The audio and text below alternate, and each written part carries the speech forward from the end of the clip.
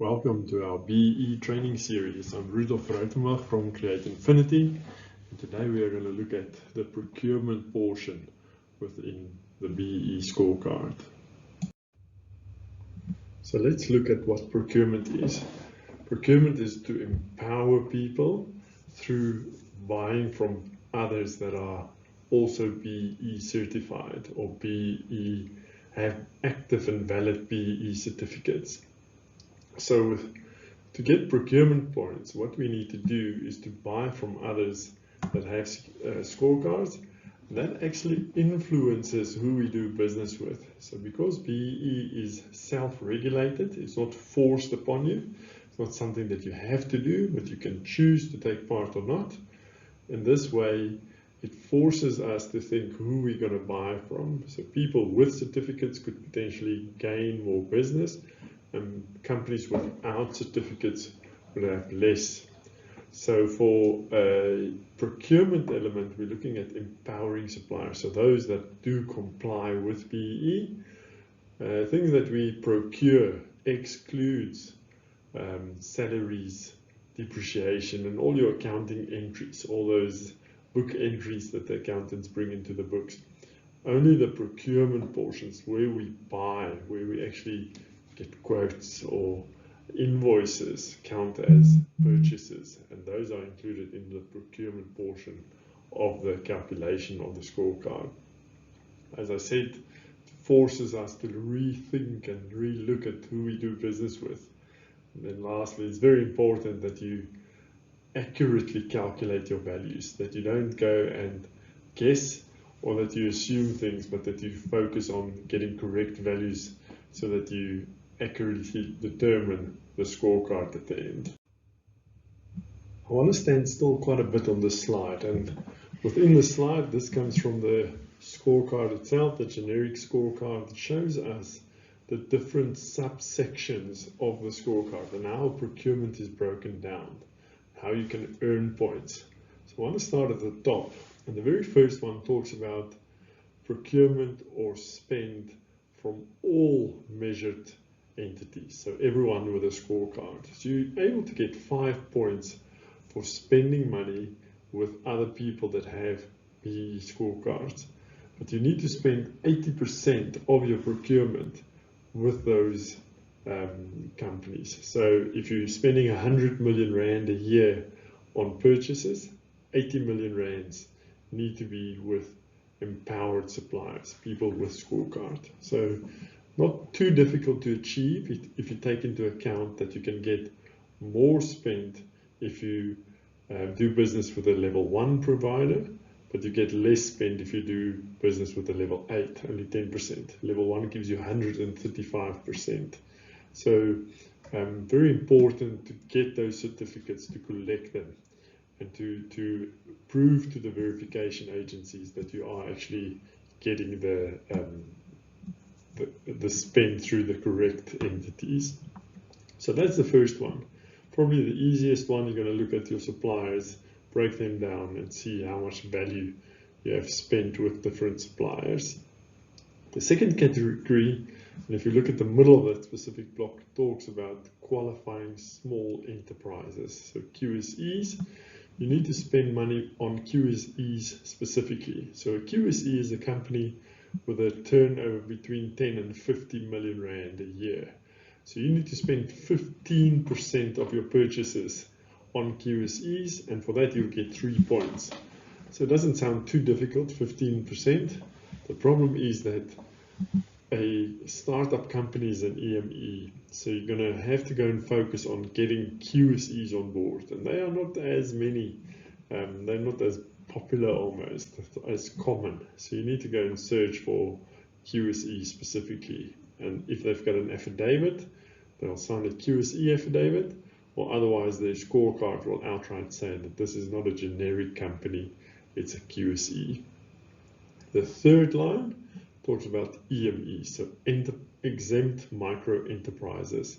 So those are the companies below 10 million rand turnover per year. Again, you have to spend 15% and you'll get 4 points for that. So they are a little bit more common because your startups are also EMEs, And a lot of white-owned businesses that just started are still EMEs and a level 4. And thus you would get your points for that quite easily. It is definitely easier, the EME component, compared to your QSEs. If you're a very big business, it becomes a little bit difficult because you rather have less suppliers and you spend money on only those. Now you have to go and focus on these very small EMEs, and it's a lot of them because your procurement is so big. So it becomes a little bit more tricky to get your EME spend in sometimes, but generally easier than QSEs. Then if we go to the last two, it's the more cumbersome, more difficult portions of it. And you'll see the fourth one talks about 51% black-owned businesses. So this is irrespective of their scorecard. It doesn't matter if they've got a scorecard or not. They will probably have. We don't look at EMEs, QSEs, or generic anymore. Now we're looking only at ownership. And their scorecards will tell you how much of their ownership sits within black-owned hands, black hands, or black people. So you need to go and focus on the specific category. So 40% of your spend must be 51% black-owned or not, or more actually. You get 9 points for that. So that's actually a lot of points, and it's probably worth the effort to go through those scorecards in a lot more detail. But apart from that, you need to go and find those suppliers and try and see that you get the best benefit out of them. Potentially a lot of your QSEs and EMEs might be in this category already. Your spend will not be as significant with them. So it's a bit more difficult there, but worth the effort to try and see that you gather some of them. Then the last one is for 30% black woman owned. So again, we're looking at only ownership. We're not looking at the scorecard, level 1 to 8, doesn't matter, as long as they're 30% black owned. And you need to have 12% of your spend with them, and then you get 4 points for that. So if you add these percentages on the right up, you'll find that it's more than 100%. So it means that everything that you spend, say, on this EMEs, the 15%, is also included in the 80% here at the top. This EME and QSE can't be the same companies because an EME is below 10 and a QSE is above 10. But both of them will fall in the first line as well. So they can be duplicated, and you can get points, and you do definitely get points from more than one company or more than one category per company. So doesn't mean that for each of these lines you have to have separate suppliers, but they all fit into potentially more than one of these categories. As an example, if I have a supplier that is 15 million rand turnover, making them a QSE, I will get QSE points. I will also get the top line of points. If they are 100% black woman owned, I'll also get the 51% black owned points, and I will also get the 30% black woman owned points. So you can see on that specific scenario, a QSE that is 100% black woman owned get points in 4 of the 5 categories. So yeah, a lot of work, a lot of monitoring and tracking here, but worth the effort in the end to get your points. Lastly, you get bonus points if you spend 2% on black designated groups. Those are youth, military veterans, and so on, that you can spend money on. So let's get a little bit more practical here.